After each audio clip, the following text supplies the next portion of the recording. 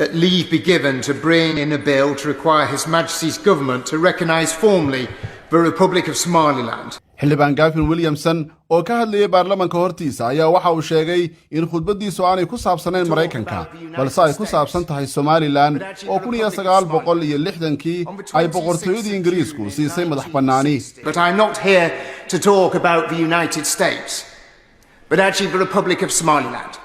On the 26th of June in 1960, kadibna ay la midoobeen qaybtii kale ee Talyaanigu xukumayay ee Soomaaliya. balse waxa uu sheegay intaasi ay markiiba soo ifbixisay inaan lagu faraxsanayn midnimadaasi. That union, while it started off in hope, while it started off in optimism, ended up in tragedy. You saw the rise of a brutal military dictatorship based in Mogadishu, whose next steps were the persecution and the genocide of so many Somalilanders. waxaana ku sii xigay buu sheegay in taliskii Maxamed Siyaad Barre ee fadhigiisu ahaa magaalada Muqdisho uu cagta mariyay isla markaasina uu xasuuqay shacabkii Somaliland. You're not just talking about tens of thousands, but hundreds of thousands of lives. In the capital city of Somaliland, you saw Somali Air Force jets rising to the skies to drop bombs on the people of Hargeisa.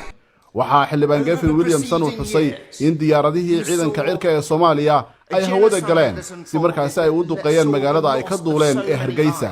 The Somaliland people joined with us against our battle against fascism.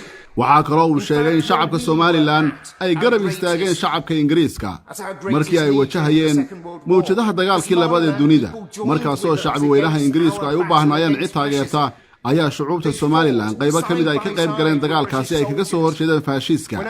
waxaana uu sheegay markii uu booqashada ku tagay Somaliland gaar ahaan Hargeysa inuu booqday xabaalaha dadkii Ingiriiska ahaa ee ku dhintay dagaalkii labaad ee dunida. waxaana uu sheegay in xabaalahaasi sidoo kale ay ku aasan yihiin dad reer Somaliland oo ku dhintay dagaalkaasi labaad ee dunida iyagoo ka garab dagaalamayay isla markaasina saacidayay ciidamada Ingiriiska kuwaasi oo magacoodu ku yaala xabaalo ku yaala Hargeysa. You saw British names in that cemetery and you saw Somalilanders names in that cemetery. waxa uu sheegay Somaliland iyo Ingiriisku in markaasi ay yihiin laba dad iyo laba dal oo markaasi wadaaga arrimo taariikheed iyo arrimo badan oo dhanka dawladnimada ah. That maybe a nation of 5.7 million people does not seem significant to Britain, but it is significant.